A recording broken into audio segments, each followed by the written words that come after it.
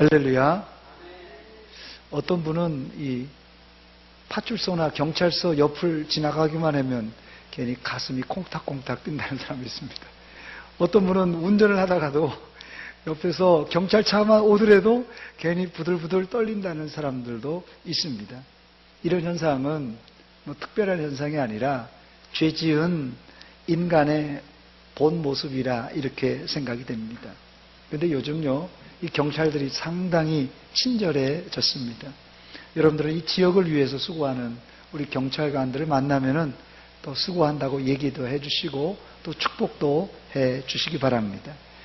오늘 본문은 이 억울하지만 총독 벨릭스 법정 앞에 선 바울 사도에 대해서 잠깐 살펴보도록 하겠습니다. 첫 번째, 바울 사도는 억울했지만 벨릭스 총독 법정에 서게 되었습니다. 본문 1절을 읽어보면 닷새 후에 대제사장이 이렇게 시작하는데, 이 닷새 후란 말이 어떤 뜻입니까? 이 본문을 이해하려면 먼저는 우리 오래전에 봐서 잘 잊어버렸습니다만은 바로 앞장 23장을 우리가 가봐야 됩니다. 사도행전 23장에 바울 사도가 예루살렘에 올라갔을 때 거기서 이제 2주밖에 안 됐는데 바울을 죽이려고 하는 이 40명의 결사대가 조직됩니다. 이 바울이 당시에 국제적으로도 유명했던 복음 전파자였어요. 그래서 이런 마게도니아나 아가야나 아시아 지역에서 복음을 전하는 것을 듣고 이 유대인들이 화가 나서 이 바울 사도를 죽여야 된다 생각했던 거예요. 말하자면 지명수배가 딱 떨어졌는데 도둑이 자기가 파출소로 들어간다고 바울 사도가 겁도 없이 예루살렘에 들어온 것입니다. 자, 그래서 옳다 좋다 해서 이 유대인들이 예수님의 복음을 전하는 바울을 죽이려고 했습니다. 이런 첩보가 들려서 결국은 바울 사도가 로마 군대에 붙들리게 됩니다. 근데 문제는 이 붙들어 놓은 바울 사도를 이제 정식 감옥 구류를 시키려면 예루살렘에 로마 총독부가 있었던 것이 아니라 이 지중해 해안인 이 가이사라에 로마 총독부가 있었고 거기에 감옥이 있었어요. 그러니까 예루살렘에서 가이사라까지 상당히 거리가 멉니다. 자, 그 가는 틈에 비밀 결사제가 길목을 노리고 있다가 바울을 납치해서 죽여야 되겠다.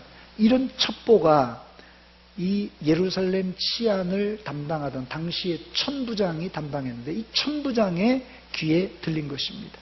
자, 그래서 바울 사도를 007 작전에 방불하는 그런 호송 작전을 통해서 새벽에 밤에 아무도 모르게 거의 500여 명 정도 되는 창병, 기마병, 보병까지 합쳐가지고 거의 400여 명이 이제 호위하는 가운데 예루살렘에서 이 가이사라까지 바울 사도를 호송하는 그런 장이 바로 이 앞장 23장에 나옵니다. 그리고 나서 바로 5일이 지났다는 거예요. 닷새 후에 대제사장 이렇게 시작이 됩니다. 이 당시에 바울 사도가 예루살렘에 올라가기 전에 1차 전도여행, 또 2차 전도여행, 3차 전도여행까지 끝마치고 다시 이 지중해 바다를 배를 타고 예루살렘까지 이제 돌아왔을 때입니다. 이때 바울 사도는 예루살렘에 올라가는 목표가 있었는데 두 가지 목적을 가지고 예루살렘을 방문하게 되는데, 첫째는 당시 팔레스타인 지역에 극심한 이제 기근을 통하여서 굶주림이 있었다는 이야기를 듣고 바울 사도가 개척한 마게도냐와 아가야 성도들에게 우리 모교회 성도들이 굶주린다 이런 광고를 하니까 이들이 모금을 해서 바울 사도 편에 이 구제비를 들려주었습니다. 그래서 첫 번째 목적은 여러 교회에서 모금한 구제비를 예루살렘 성도들에게 이제 전달할 목적으로 올라왔고, 두 번째는 로마와는 역방향이지만 예루살렘을 거쳐 로마를 가려는 의도로 올라왔습니다. 그러나 바울 사도가 예루살렘으로 올라가는 길은 상당한 위험 요소들이 많이 도사리고 있었습니다. 그래서 많은 형제들, 성도들이 이 바울 사도에게 바울 선생님, 예루살렘에 올라가면 당신 붙들리고 죽습니다. 절대 올라가지 마십시오. 반대를 했습니다. 그 바울 사도는 하나님의 음성, 주님이 자신에게 주신 사명, 그 사명을 붙들고 심지어는 생명을 내걸고 예루살렘 행을 결정하고 올라갑니다. 그의 각오를 한번 들어보시기 바랍니다. 예루살렘을 올라가는 각오입니다. 저는 이 구절을 읽을 때마다 제 가슴이 뜨겁습니다. 사도행전 20장 22절로 24절에 나온 말씀입니다. 보라, 이제 나는 성령에 매여 예루살렘으로 가는데 거기서 무슨 일을 당할는지 알지 못하노라. 오직 성령이 각 성에서 내게 증언하여 결박과 환난이 나를 기다린다 하시나. 24절을 같이 읽습니다. 시작. 내가 달려갈 길과 주 예수께 받은 사명 곧 하나님의 은혜의 복음을 증언하는 일을 마치려 하면은 나의 생명조차 조금도 귀한 것으로 여기지 아니하노라. 아멘.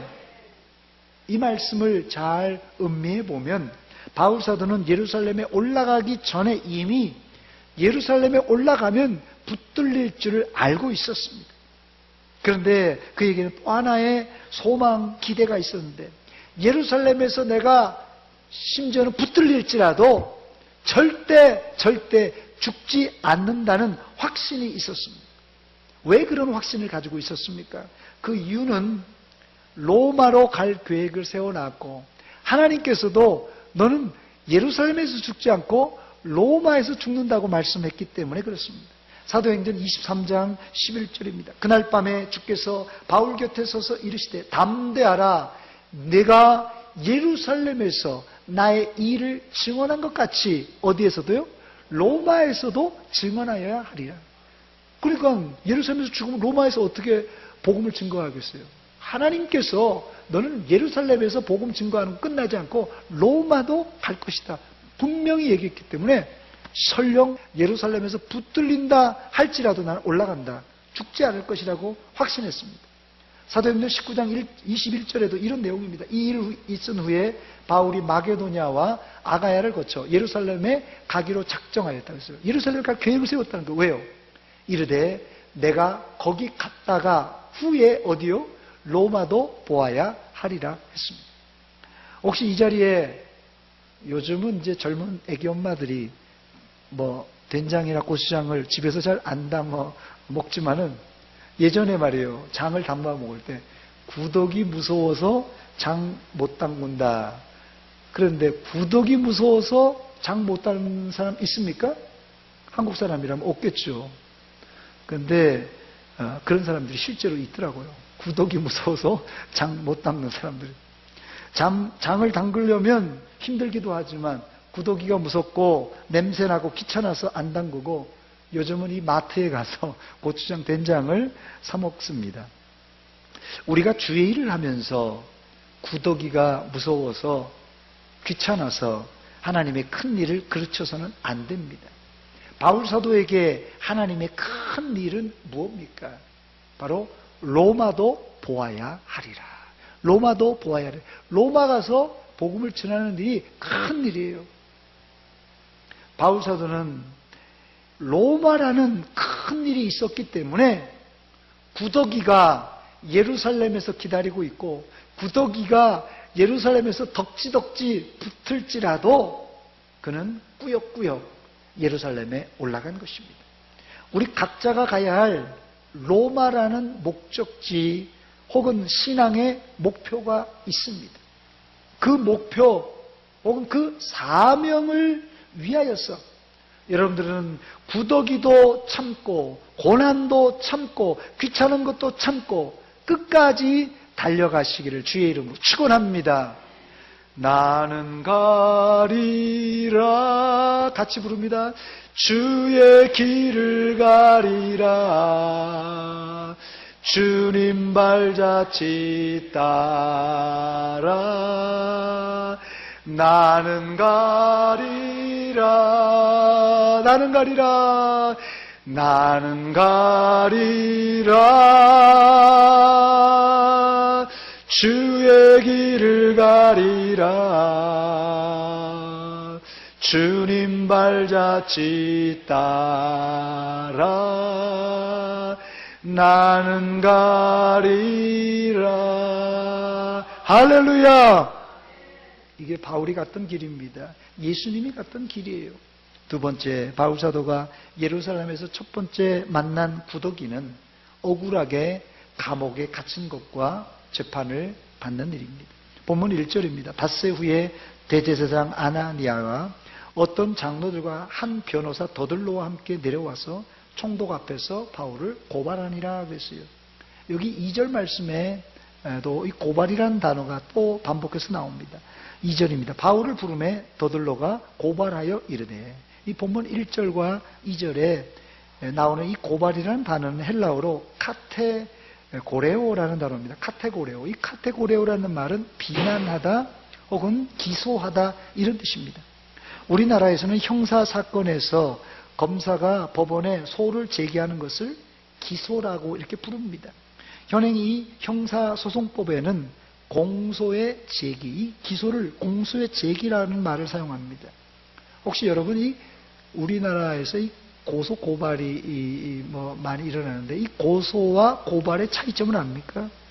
고소와 고발의 차이점. 이 고소는 뭐고 고발은 무엇인가? 비슷하지만 이 고소와 고발에 큰 차이점이 있는데 신고자가 누구냐에 따라서 이 고발과 고소가 나눠진다고 합니다. 예를 들어서 직접 피해를 당한 피해자가 나를 가해한 사람을 처벌해달라고 하면 그건 고소가 된다고 합니다. 그런데 직접 피해는 당하지 않았지만 이제 그 사건을 목격했거나 혹은 제3자가 범죄를 일으킨 그 사람을 신고하면 그건 고발이 된다고 합니다. 고소와 고발을 이렇게 뚜렷하게 나눠줍니다.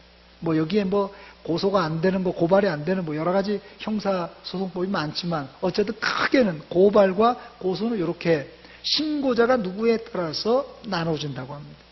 사실 성경에 고발이라는 단어가 제가 찾아보니까 신약 성경에만 해도 거의 40번 이상 나오더라고요. 고대 사회에도 이 고발을 많이 했던 모양입니다. 그런데 이 고발에 대한 예수님의 가르침은 상당히 부정적입니다. 마태복음 5장 25절 보니까 너를 고발하는 자와 함께 길에 있을 때 급히 사와하라. 그 고발하는 자가 너를 재판관에게 내어주어 재판관이 옥리에게 내어주어 옥에 가둘까 염려하라 그랬어요. 또 마태복음 5장 40절에는 또 너를 고발하여 속옷을 가지고자 하는 자에게 겉옷까지 가지게 하라고 했어요. 바울 사도도 고린도 교회에게 편지하면서 성도들끼리는 고소 고발하지 말라 부탁을 했어요. 차라리 손해보더라도 네가 참아라 이런 얘기를 했습니다. 고린도전서 6장 7절에 보니까 너희가 피차 고발함으로 너희 가운데 이미 뚜렷한 허물이 있나니 차라리 불의를 당하는 것이 낫지 아니하며 차라리 속는 것이 낫지 아니하냐 얘기했습니다. 예수님과 바울 사도의 가르침은 고발을 부정적으로 보기 때문에 예수 믿는 사람들은 되도록이면 고발을 지양해야 됩니다. 그러나 이 고발이 좋은 의미로도 성경에 기록되어 있습니다. 예를 들면 이 구약 성경 에스더 왕후가 활동하는 시절에 그의 삼촌이었던 모르드게가 왕께 고발한 사건이 있었는데 그 고발을 성경은 뭐라고 그랬냐면요, 충성된 말로 고발했다 이렇게 말합니다. 왜 모르드게가 한 고발은 충성된 말로 고발했다고 한 것입니까? 그 이유가 에스더서 6장 2절 말씀에 기록되어 있는데 그 속에 기록하기를 문을 지키던 왕의 두 내시 빅다나와 데레스가 아수에로 왕을 암살하려는 음모를 모르드게가 고발하였다 하였는지라 했습니다. 모르드게가 고발한 것은 우연히 문지기로 있었거든요. 모르드게가. 그러니까 이 성 안에 있는 그런 상황을 잘 알 수 있는 그런 상황이었어요. 그런데 우연히 듣고 보니까는 왕을 암살할 계획을 내시들이 세우고 있는 것이에요. 그래서 그 음모를 왕에게 고발했습니다. 그래서 그 아수로 왕이 안전하게 이제 목숨을 보존할 수 있었습니다. 그래서 이 고발을 충성된 말로 고발했다, 이렇게 말한 것입니다. 지금도 이렇게 범죄를 예방할 수 있는 고발은 예수 믿는 사람이라면 적극적으로 고발해야 됩니다. 고발이라고 하니까 너무 이 법정적인 용어라서 좀 무거운 마음이 드는데요. 그냥 편하게 신고라고 하면 아마 좀 쉽게 받아들일 수 있을 것입니다. 예를 들면 누가 여기 길거리에서 흉기를 들고 사람들을 위협하고 난동을 부릴 때 뭐 나하고는 관계없으니까 그냥 지나칠 수도 있잖아요. 그러나 그냥 지나치면 무고한 행인들이 다칠 수가 있습니다. 그럴 때는 빨리 경찰에 신고하는 거, 고발해야지 더 큰 사고를 예방할 수 있습니다. 그래서 예수 믿는 사람들은 다른 사람들을 위해서 이런 것은 적극적으로 고발하고 신고해 줘야 됩니다. 자, 세 번째, 그렇다면 본문에 더들로를 앞세워서 바울 사도를 고발하는 대제사장, 이 대제사장은 구체적으로 무슨 이유 때문에 바울 사도를 고발한 것입니까? 고발의 내용입니다. 고발의 내용이 뭡니까? 본문 5절에 기록되어 있습니다. 우리가 보니 이 사람은 전염병 같은 자라, 천하에 흩어진 유대인을 다 소요하게 하는 자요, 나사렛 이단의 우두머리라, 이렇게 이 죄증 설명을 합니다. 이 기소하는, 말하자면 검사가 되는데요. 이 더들로가 검사 입장에서는 이 사람이 어떤 범죄를 저질렀는가를, 죄가 뭔가, 죄의 목록을 이루는 것, 죄증 설명을 하고 있는 것이에요. 이들이 주장하는 바울 사도의 죄 목록은 한마디로 해서 이 검사관은 기소하는 내용입니다. 바울 사도를 기소하는 내용은 구체적으로 세 가지입니다. 첫 번째는 바울 사도는 전염병 같은 자다. 이 전염병 옮기기 때문에 안 돼요, 이게. 사상이 불순한 이 전염병이 있다는 거예요. 두 번째는 천하에 흩어진 유대인들을 소동하게, 소욕케 하는 자다. 그 다음에 세 번째는 나사렛 이단의 우두머리다, 이렇게 기소를 한 것입니다. 그런데 여기에서 로마법에 저촉될 수 있는 규정은 이 두 번째, 천하에 흩어진 유대인들을 소요하게 하는 죄밖에 없습니다.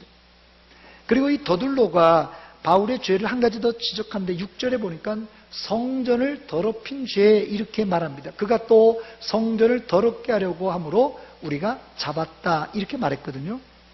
그런데 이 성전 더럽힌 죄는 로마법에 전혀 저촉이 안 된다고 합니다. 당시 로마는 각 나라를 점령하면서 공식적으로는 이제 황제 숭배, 이 황제를 숭배하라고 그렇게 강요를 했습니다. 그래서 곳곳에 가는 곳마다 로마가 점령한 곳은 황제 숭배하는 제단, 사당을 만들어 놓습니다. 그리고는 암암리에 각 지역마다 토속 민속 종교들이 있지 않습니까? 이 토속 신앙은 암암리에 묵인한 상태로 있었습니다. 그래서 합법적으로 공개적으로는 그 나라 종교 토속신을 못 믿게 하지만 이 로마 황제만 숭배하라고 그래요. 그러나 이것도 괜히 긁어부스럼이라 생각이 되니까 그냥 토속신을 믿게 했던 것입니다. 그러므로 공식적으로 인정하지 않은 토속 종교의 성전을 더럽혔다고 해서 공권력을 이용해서 그들을 제재할 수 없었던 것입니다. 이때 곁에 있던 유대인들도 이 기소 내용이 사실이라고 동조합니다. 본문 9절입니다. 유대인들도 이에 참가하여 이 말이 옳다 주장했다고 그랬어요. 자, 네 번째로 다행히 벨릭스 총독은 바울 사도에게 해명할 기회를 줍니다. 본문 10절입니다. 총독이 바울에게 머리로 표시하여 말하라 하니 그가 대답하되 당신이 여러 해 전부터 이 민족의 재판장 된 것을 내가 알고 내 사건에 대하여 기꺼이 변명하나이다. 벨릭스 총독이 바울 사도에게 말할 기회를 주어서 바울 사도가 변명하고 있지만은 여기 기록된 이 변명이라는 단어는 해명, 변호 아니면 반박이란 말이 더 어울립니다. 바울 사도는 자신이 한 행동, 이것을 범죄 전문 용어로는 알리바이라고 합니다. 알리바이. 완벽한 알리바이를 제시하면서 나는 죄가 없다고 이 더둘로가 이야기한 말에 반박을 합니다. 본문 11절입니다. 당신이 아실 수 있는 바와 같이 내가 예루살렘에 예배하러 올라온 지 열 이틀밖에 안 되었고 그랬어요. 열 이틀밖에 안 되었다 그랬어요. 자신이 배를 타고 예루살렘에 올라왔기 때문에 정확하게 12일밖에 안 된 알리바이가 딱 설정이 된 것입니다. 그래서 완벽한 알리바이가 여기 바울사도에게는 존재합니다. 그러면서 12일 동안, 그렇다면 내가 올라온 지 12일밖에 안 됐으니까 12일 안에 예루살렘 안에 큰 소동과 큰 환란이 있었으면 그건 내가 책임지겠다. 12일 안에 소동이 있었는가 확인해 보라는 거예요. 12절 말씀입니다. 그들이 내가 성전에서 누구와 변론하는 것이나 뭐 소동 정도가 아니라 내가 변론하는 것이나 회당 또는 시중에서 시장 같은 데서 무리를 소동하게 하는 것을 보지 못하였으니 누가 봤냐는 거예요. 12일 동안 내가 예루살렘에 있었는데 알리바이가 딱 형성됐어요. 내가 성전에 가서 누구하고 변론을 하든지 회당에 들어갔든지 시장이든지 뭐 길거리든지 누구하고 내가 뭐 변론을 했든지 혹은 소요를 일으켰든지 그거 있으면 증거를 대보라는 것이에요. 그러면서 본문 13절을 얘기하면서 자신이 무죄라고 말합니다. 이제 나를 고발하는 모든 일에 대하여 그들이 능히 당신 앞에 내세울 것이 없나이다. 말하자면 12일 동안 바울 사도가 아무것도 안 했다는 것이에요.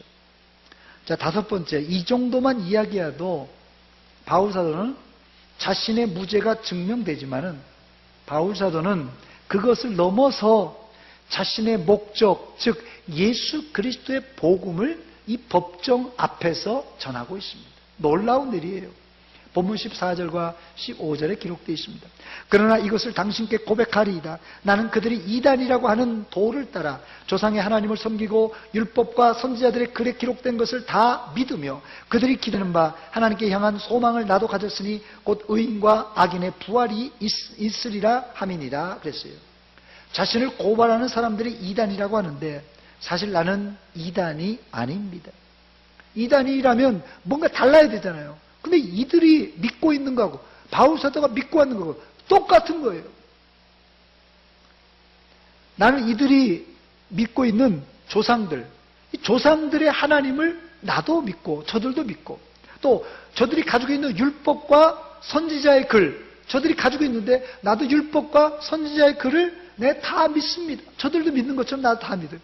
이단이라면 조금은 못 믿겠다고 얘기해야 될 거 아니에요. 근데 저들이 믿는 거 다 믿고 저들이 믿는 하나님 믿고 나도 믿고 그러니 내가 왜 이단입니까? 너무 명명백백하게 얘기하는 거예요. 더 나아가 그들이 기다리는 바 하나님을 향한 소망을 나도 가지고 의인과 악인의 부활을 믿습니다. 이렇게 증언합니다. 또한 이 내용을 위해서 나는 16절에 하나님과 사람에 대하여 항상 양심의 거리낌이 없이 힘쓰나이다 고백합니다. 바울 사도는 총독 앞에 서 있지만 지금 뭘 얘기하고 있어요? 하나님 이야기했죠. 율법과 선지자 이야기했죠. 그리고 죽은 자의 부활 이 이야기를 지금 하고 있어요. 다른 말로 총독과 그 모인 무리들에게 복음을 증거한 것입니다. 그리고는 자신이 예루살렘에 올라온 이유를 본문 17절에서 밝힙니다. 여러 해 만에 내가 내 민족을 구제할 것과 재물을 가지고 와서 했습니다. 여기는 또 다른 두 가지 목적인데요. 예루살렘에 온 두 가지 목적. 첫째는 이스라엘에 큰 기근이 들어서 마게도냐와 여러 지역에서 받은 구제금을 전달하러 왔고 두 번째는 뭐라고요? 하나님의 성전에 재물을 가지고 와서 그랬어요. 제사를 드리려고 재물을 가지고 온 것뿐이 없습니다. 이렇게 밝힙니다. 그리고 이런 과정에서 전혀 불미스러운 일이 발생하지 않았습니다. 말합니다. 본문 18절입니다. 드리는 중에 내가 결례를 행하였고 제물을 가져왔으니까 성전에 들어와서 제사 드렸을 거 아니에요. 내가 결례를 행하였고 제사를 드렸고 모임도 없고 소동도 없고 성전에 있는 것을 그들이 보았습니다. 조용히 성전에 있는 것을 그들이 보았습니다. 실제 바울 사도는 예루살렘에 올라온 이래 12일 동안 바울 사도가 거처하는 동안 한 번도 소요가 없었습니다. 그리고 한수도 또 바울 사도는 만약 내가 예루살렘이 아니라 다른 지역에서 소란을 일으켰다면 그 지역에 있는 사람들이 나를 고발하는 것이 정당합니다. 이렇게 대답합니다. 19절입니다. 그들이 누구냐면요, 내가 뭐 마게도냐, 아가야, 아시아에서 내가 소요를 일으켰다는데 바로 그 사람들이 만일 나를 반대할 사건이 있으면 마땅히 당신 앞에서 고발할 것입니다. 이렇게 말합니다. 총독이 바울 사도의 대답을 듣고 보니까 바울 사도는 한마디로 얘기해서 털어서 먼지 안 나는 사람이었어요. 물론 털어서 먼지 안 나는 삶이 우리 구원의 필수 요소는 아닙니다. 여러분 잘 들으세요. 털어서 먼지 안 나는 삶이 우리 구원의 필수 요소는 아닙니다. 우리 중에 누가 털어서 먼지 안 날 사람이 있겠습니까? 털어서 먼지 다 나요. 그러나 이런 삶이 필요한 이유는 우리의 구원을 위해서가 아니라 복음 전파에 방해가 안 되기 위해서, 더 나아가서는 하나님의 이름을 더럽히지 않기 위해서 우리는 그리스도인이라면 털어서 먼지 안 나는 삶을 살아야 됩니다. 요거 헷갈리면 안 됩니다. 구원받으려면 죄가 하나도 없어야 돼, 죄 안 지어야 돼, 이게 아닙니다. 우린 털어서 다 먼지 나요. 그러나 털어서 먼지 안 나게 해야 될 이유는, 웬만하면 정말 죄를 짓지 말아야 될 이유는 우리 때문에 하나님의 이름이 짓밟히고 우리 때문에 복음 전파가 이제 방해가 된다는 것이에요. 오늘 좀 딱딱한 이 재판 과정이라서 또 법정적인 용어를 제가 얘기해서 좀 복잡합니다만은 오늘 말씀을 정리하면서 저는 이런 생각을 해보았어요. 어떻게 바울 사도는 총독 앞에서, 지금 이 총독 앞에서란 말은 우리나라로 하자면 대법원입니다. 대법원 앞에서 당당하게 자신의 무죄를 조근조근 변호할 수 있었을까? 어떻게 저렇게 당당하게 할 수 있었을까?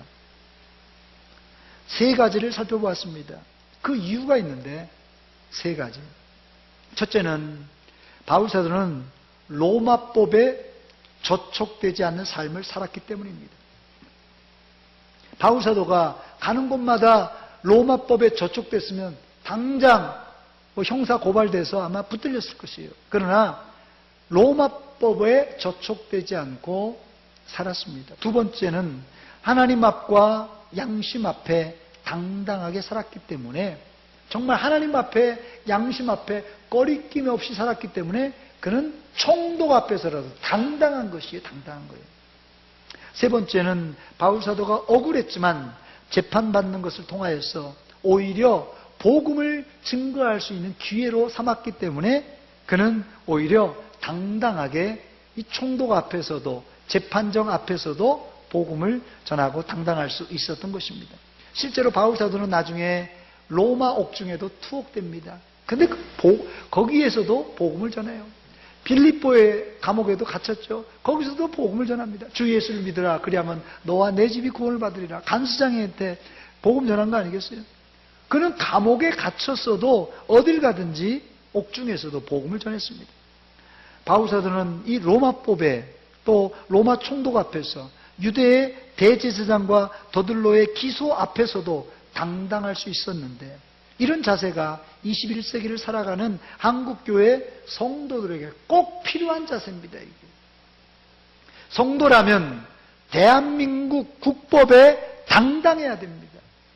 성도가, 예수 믿는 사람이 법을 어겨가면서 산다면 그거 안 돼요. 성도라면 고위 공무원 앞에서도 당당해야 합니다. 사업하는 사람은 세무서 직원들 앞에서도 당당해야 돼요.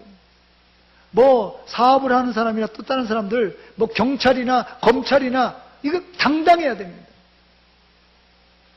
특별히 우리를 세상 사람들이 지금 뭐라고 부릅니까? 인터넷이나 이런데 예수 믿는 사람을 개독교인이라고 부릅니다. 우리를 개독교인이라고 손가락질하는 안 믿는 사람들 앞에서도 우리가 당당해야 돼요. 왜 우리가 욕 얻어먹습니까? 아이고 뭐 신문 열어보면, 인터넷 기사 열어보면 무슨 뭐 어느 교회 목사님이 뭐 무슨 뭐 이런 일을 저질렀다, 어느 교회 장로님이 이렇게 했다, 기독교인들이 이렇게 한다, 뭐 교회가 싸운다, 뭐 찢고 까분다, 이런 일이 그냥 수없이 나오니까 이건 하나님의 영광도 가리우고 복음 전파도 방해가 되는 것이에요. 근데 바울 사도는 이런 모든 국법 앞에서도, 모든 공권력 앞에서도, 또 자기를 이 정죄하는 사람들 앞에서도 당당했어요. 왜? 그거는 털어서 먼지 안 났기 때문에 그렇습니다. 이런 자신 있는 삶을 예수 믿는 사람은 살아야 됩니다. 말씀을 마칩니다. 저는 이 말씀을 묵상하며 보면서 또 한 가지 머리에 떠오르는 것은, 우리가 앞으로 죽은 이후에 설 최후의 심판, 하나님의 심판대 앞에 선다면 어떨까 한번 생각해 보았습니다. 생각 정도가 아니라 심각하게 고민해 보았습니다. 나도 바울 사도처럼 하나님의 심판대 앞에서 나는 무죄입니다 하면서 조곤조곤 얘기할 수 있을까? 아무리 생각해 봐도 어린 반푼어치 없는 일입니다. 그러나 우리에게는 예수 그리스도의 십자가의 보혈이 있습니다. 여러분, 이 십자가의 보혈을 믿으시기 바랍니다. 이 십자가 없으면 우리가 하나님 심판대 앞에 통과 안 돼요. 다 사형 언도예요. 너 지옥행이다 이거예요. 책방입니다. 근데 우리는 걱정할 것이 없습니다. 예수 그리스도의 십자가, 이 십자가의 보혈로 우리를 구원해 주셨기 때문에 그렇습니다. 여러분들도 십자가로 심판을 넘어 천국으로 들어가시기를 주의 이름으로 축원합니다. 그러나 그럼에도 불구하고 성숙한 그리스도인이라면 국법은 물론 그보다 좀 더 높은 윤리도덕법보다도 더 거룩하게 살아야 되고, 사람들이 보기에 깨끗하게 살아야 되고, 더 나아가서 그리스도인의 삶의 기준인 이 성경 말씀대로 하나님의 마음을 기쁘시게 하면서 살아야 할 것입니다. 이게 안 되니까 우리가 경찰서 옆에만 가도 경찰차가 오기만 해도 괜히 간이 그냥 콩닥콩닥한 것이에요. 가슴이. 예. 여러분들은 법을 겨우겨우 지키는 정도가 아니라 하나님의 심판대 앞에서도 하나님 앞에 잘했다 칭찬받는 그런 믿음의 성도들이 다 되시기를 주의 이름으로 축원합니다. 축원합니다. 같이 기도하겠습니다. 하나님 아버지, 이 오후 시간에 우리가 말씀 통하여서 하나님의 심판대 앞에 선 우리 자신을 상상해 보았습니다.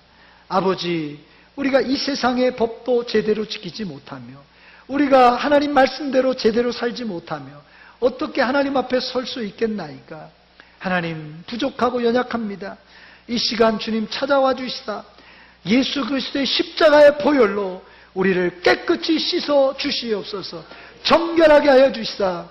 하나님, 이제부터는, 이후로는 죄짓지 않고 거룩한 삶, 깨끗한 삶을 살아서 법 앞에도, 많은 사람들 앞에서도, 예수를 핍박하는 사람들 앞에서도 정정당당하게 사는 성숙한 그리스도인들이 다 되게 하여 주시옵소서.